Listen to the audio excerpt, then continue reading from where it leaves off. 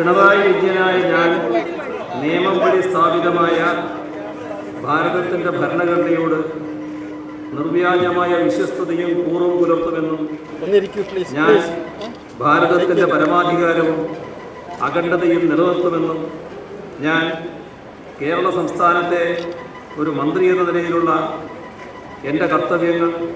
വിശ്വസ്തയോടും മനസ്സാക്ഷിയെ മുൻനിർത്തിയും നിർവഹിക്കുമെന്നും ഭരണഘടനയും നിയമവും അനുസരിച്ച് ഭീതിയോ പക്ഷപാതമോ പ്രീതിയോ വിദ്വേഷമോ കൂടാതെ